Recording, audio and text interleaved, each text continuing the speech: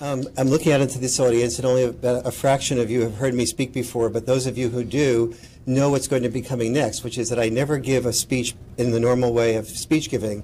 I always do something interactive with the audience.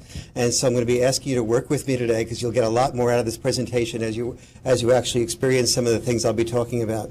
I'm going to ask all of the men to sit over on this side, and all of the women to sit over on this side, and we'll be doing something interactive that will allow us to see the results in relation to a pay gap much more easily. So in case you forgot who you are, it's men over here and women over here, okay? What I found was that there are 25 differences between what men and women do in the workplace, that each of those differences on average lead to men earning more money, but each of those differences also lead to women having better lives. So once again, the women have outsmarted us.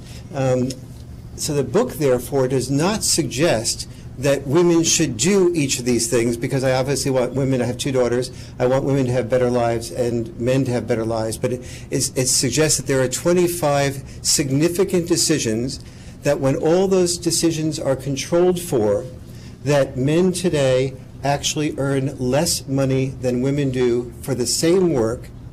They earn more money than women do for 25 different types of decisions at work. But obviously those decisions allow for a roadmap to be created for any woman who wants to earn more money.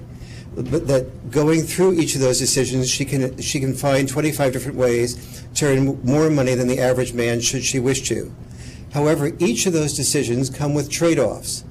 When you move quickly, when you work extra hours, oftentimes you don't enjoy it as much when you work in certain fields like hazardous occupations. Most people don't enjoy dying as much.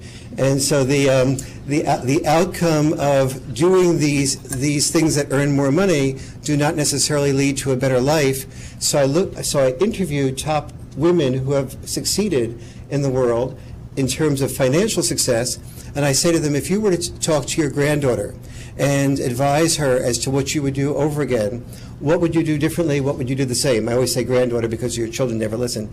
So now I'm going to ask us, though, to test out this thesis in our own lives right here in the room. So I'm going to ask you to do 2 things. I'm going to ask you to stand up if you fit a certain description. I'm going to ask you to look around and get a sense as to whether there are more men than women standing up. And I'm going to be asking you to count the number of times that you stand up. So keep track of the number of times that you stand up. So at the end, I'll be asking for some calculations so we can see right here in this room the different decisions or the similar decisions that men and women make.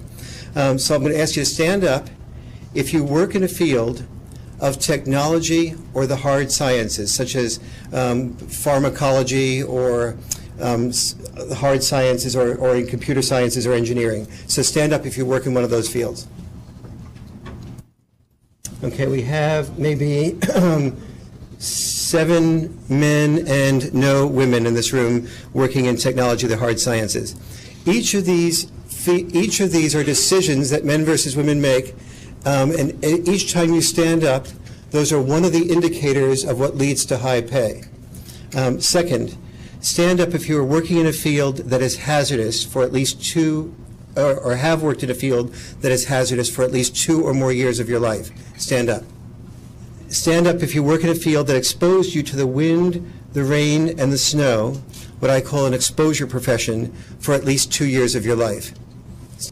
Stand up if you work in a field in which you cannot psychologically check out at the end of the day. So, for example, a corporate attorney can't usually check out at the end of the day. A librarian usually can check out at the end of the day. Stand up if you work in a field that is less fulfilling than a field in which you would choose to work in had you won the lottery.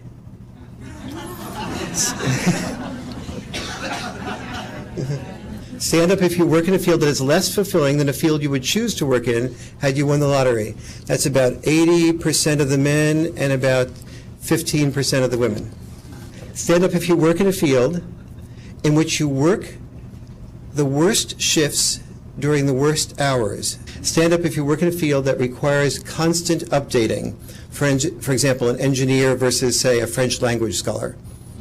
Stand up if you commute more than 25 miles round trip to work each day. Stand up if you live in a city you do not wish to live in because you are needed there by your employer. Stand up if you travel more than 5 days per month on your job. And stand up if you are paid on commission. So, okay, what I've just gone over is 21 of the 25 measurable differences between men and women. How many of you did, in fact, remember to keep track of the number of times you stood up? Okay, only about a quarter of the audience did keep track of that. Then do the best that you can to estimate. How many stood up at least 10 times? Raise your hand if you stood up, you think about 10 times or more. And how many stood up 10 times or fewer? Well, obviously everybody else by definition. Good question, Warren. How many people stood up at least 6 times? Okay, about 75% of the men and about 15% of the women. So we get, even in the context of this room, a great deal of the differences between men and women. When you're out in middle America, where there's a greater percentage of people working in corporations and companies, you see a great deal of difference, particularly in the areas of the choices of fields. The choices of fields are, the fields that earn the most are clearly engineering and computer sciences, and yet and women in those fields, in every single one of those fields, with just a couple of exceptions, in the subfields of engineering and the subfields of computer sciences, earn more than men do. So one of the things that I discovered, and even without the other things like greater commutes, doing work in the hazardous aspects of those fields, like people who are in hazardous fields are much, much more likely to be men. As you know, 93% of people who die at work are men. So if you have a technical field and a hazardous field, the chances of a man working in that are much greater. In each of these areas, there's a certain percentage increase that normally occurs if you increase your involvement in those fields. So for example, if a person puts in more hours per week, the average person who puts in more hours per week, if they put in 44 hours a week, what would be your guess as to how much more they make than a person putting in 34 hours a week? 44 versus 34. What would be your guess? 50% more, 10% more? 20% more? Anybody else? 50% more? It's close to 100% more. And the implications of that are enormous. The average male works 3 hours, the average full-time working male works 3 hours more per week than the average full-time working female. That alone accounts for 70% of the pay gap difference. But looked at in terms of opportunities for women and for men, if a person who works 44 hours a week makes almost twice as much as a person working 34 hours a week, not usually at the same job, of course, but a person working 44 hours a week usually is able to leverage that extra commitment into getting different types of jobs, working with different types of companies that want the person with greater amounts of flexibility. So the focus of my research was looking at these 25 differences, looking at the discrimination that still remains against women in the workplace, looking at the discrimination that is never looked at that is against men in the workplace, looking at the power of women and men to attract money that is not workplace derived, such as what I call genetic celebrity power, the ability of a beautiful woman to attract income in a lot of different ways that is not available for most men in the world. And so those were some of the sort of foci of that. What got me into all of this research was when I was on the board of NOW in New York City. Which I was on for 3 years. I used to wear the 59-cent pin. Most of you are too young to remember what that 59-cent pin was about. But for those of us aged people, that was a pin we used to wear that suggested that men earned $1 for each 59 cents that women made in the workplace.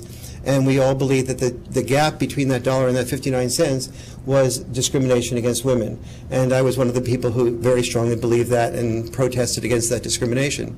But one day I sort of asked myself a question that sort of got me into the type of trouble that Larry Summers got into at Harvard. I asked myself this question.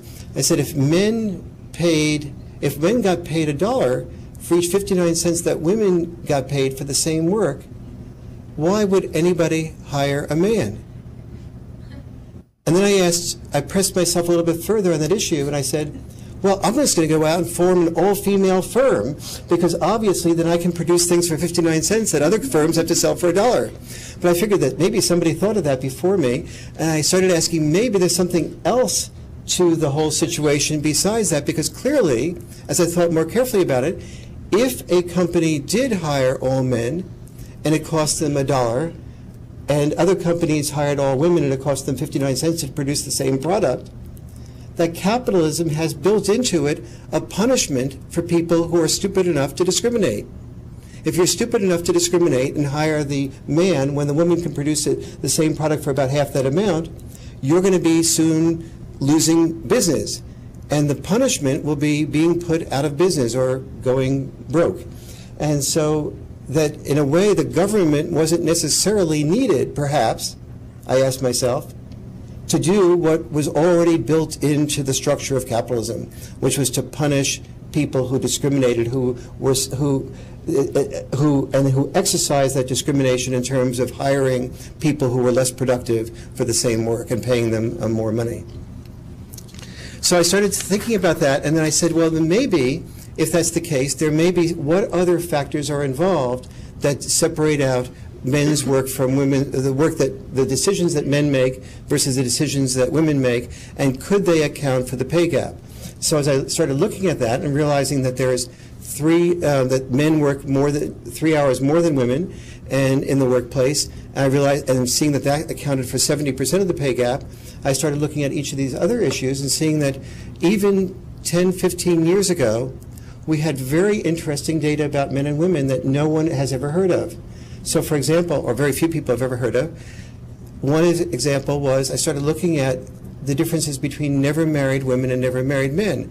It made sense to me that if it wasn't gender discrimination, that maybe never married men and never married women would earn more similar amounts to each other if it was about decisions around family that was creating differences in outcome. So I went back to Jesse Bernard's book, Future of Marriage, written 30 some odd years ago, found in an appendix to that the fact that never married women earn more than never married men. Never married women 30 years ago earned more than never married men. So I was wondering if that still was the same. And then some of my feminist colleagues rightly and accurately said to me, Warren, the reason that never married women maybe do earn more than never married men is because, let's face it, never married women are winners and never married men are losers.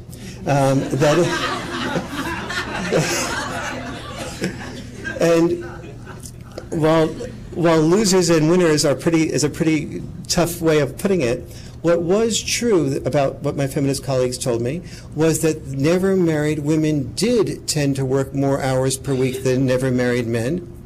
And never married women, on average, were more educated than never married men.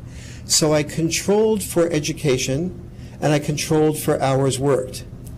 And I found that today, men who are never married, so follow all of this here, men who are never married and never had children earn 85% of what women earn who are never married and have never had children.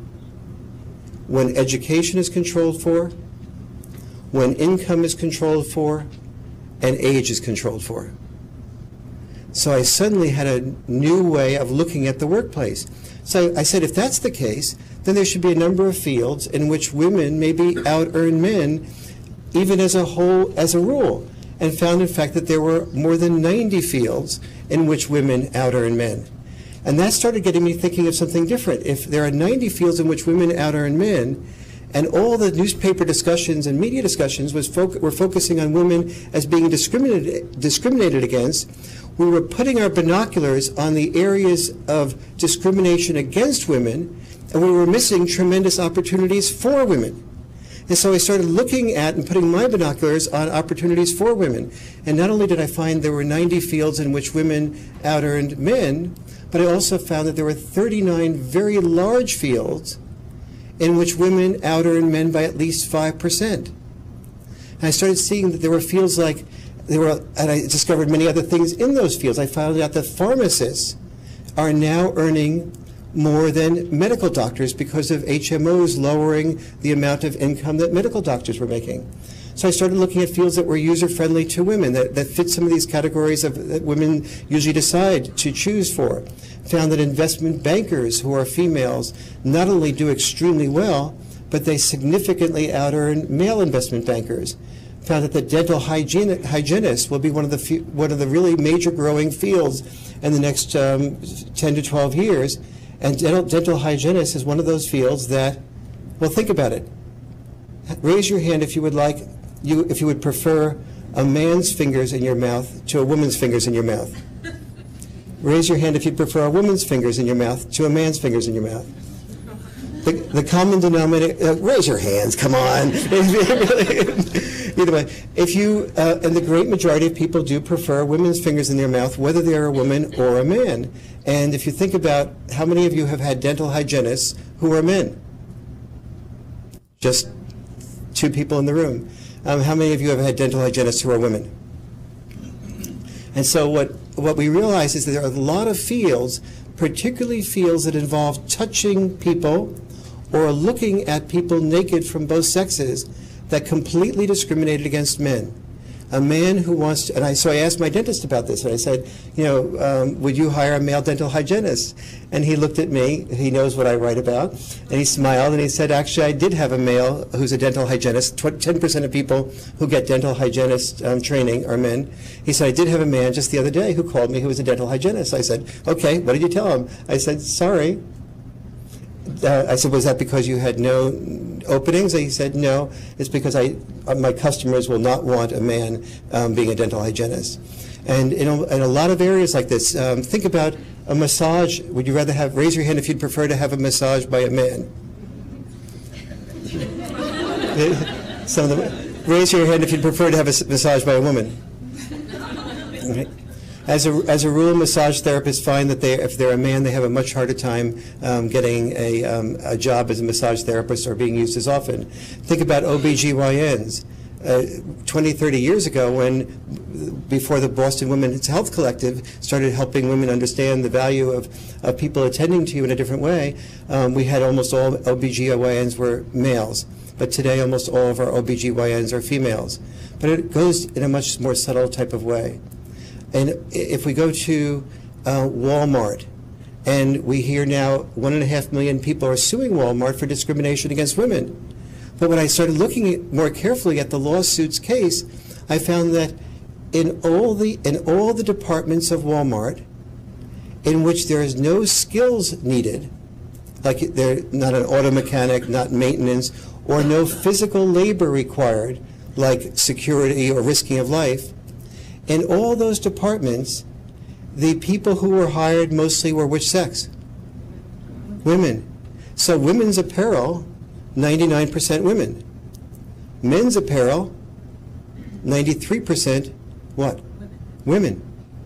In every single department of Walmart, there were 90% or more women when no skills were required. So what then happens is that you then have people, because of this discrimination against men, it forces men to get skills in order to be hired. Having gotten skills in order to be hired, those skills are able to be leveraged to be promoted more quickly.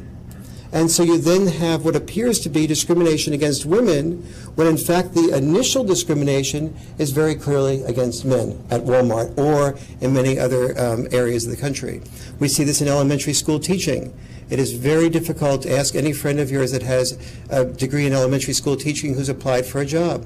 With the fear of male sexuality, there's a great deal of fear of hiring men as nursery school teachers or discrimination against women. You can understand it, but it's still a form of discrimination.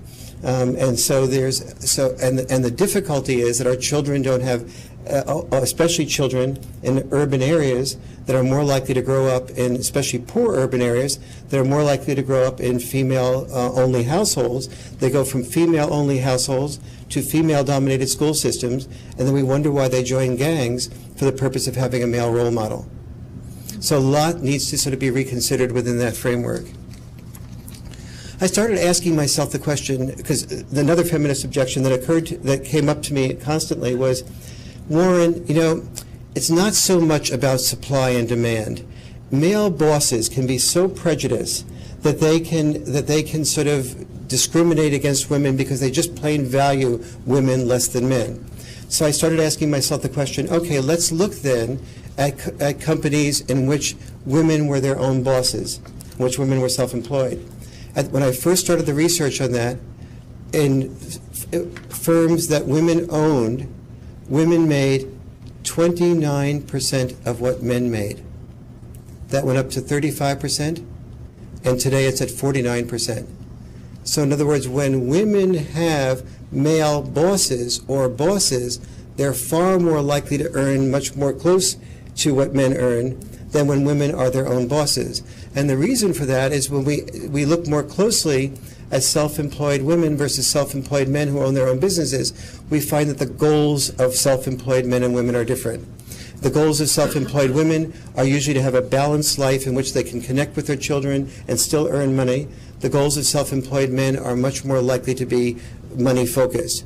So it's not that there's discrimination that's the issue, and it's not that this should be any different. It's that women and men choose different foci in their work, and particularly we see this in the self-employment. So then I got another objection, which was that, well, maybe it's really part-time women. So I looked at the 2004 data for part-time women from the raw data from the U.S. Bureau of Labor Statistics. I found that part-time women who earn 110% of what part-time men earn, working the same number of hours part-time. So I try to cut the data each way and look carefully at each of the dimensions of that. What I began to start seeing, if this book came to start evolving into having one theme, is that I began to start seeing that pay is not about getting power per se. That pay is about giving up power to get the power of pay. That is, each of the times that many of you stood up to do things, working more hours, not choosing. Almost every man here in the room said that you would not choose to work in the field you're working in if you won the lottery. So you gave up one dream, the dream of doing what was most fulfilling, to get a different thing accomplished, which was earning money. And so men, as a rule, have learned to define power very differently than women. Women have learned to define power largely through the help of the women's movement, and since the women's movement, as figuring out how to have control of their life, how to look inside of themselves, decide what their values are, decide how to become more of the person that you would like to be. In my opinion, that's the correct definition of power. Men have learned to define power slightly differently, feeling obligated to earn money that somebody else spends while we die sooner.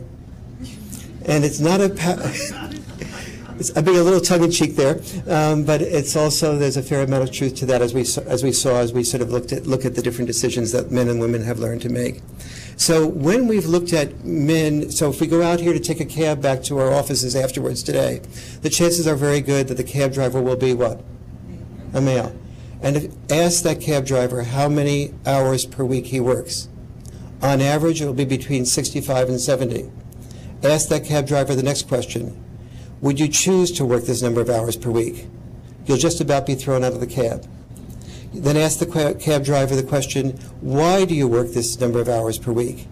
And the cab driver will usually tell you some version of the following. I'm working this number of hours per week so my children don't have to work this number of hours per week, so my children can go to college, so my children can have advantages that I don't have, so my wife can take care of the children, so that my wife can have food on the table and the mortgage payment made. The mistake I think that we made in the last 30 years was assuming that people who had money had power, that people had money as a result of privilege.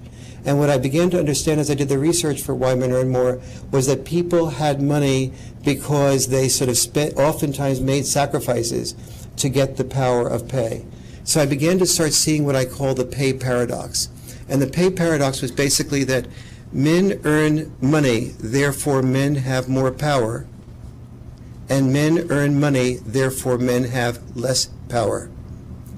And women earn less money, therefore women have less power.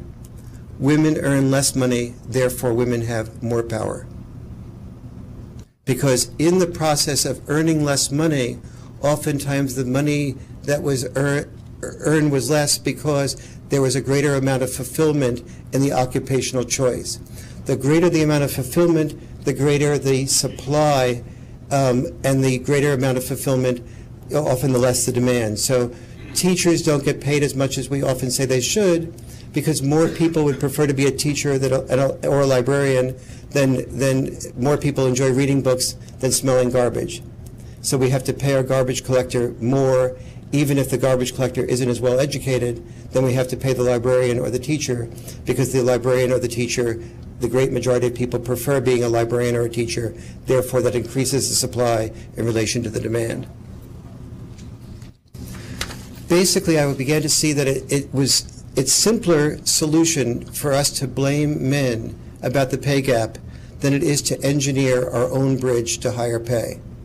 And yet, when people do engineer their own bridge to higher pay, women today out-earn men when all those things are controlled for.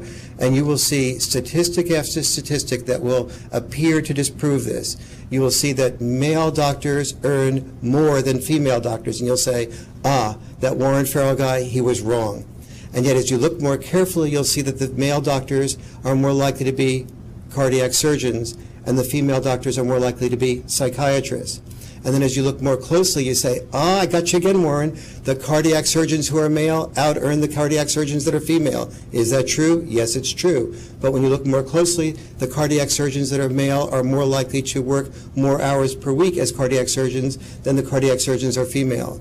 And then you say, I'll control for the hours. You control for the hours, and you say, the males still out-earn those cardiac surgeons, still out-earn the females, maybe only by 1% or so, but it proves you're wrong, Warren. Then you control for private practice. The male cardiac surgeons are more likely to be in private practice.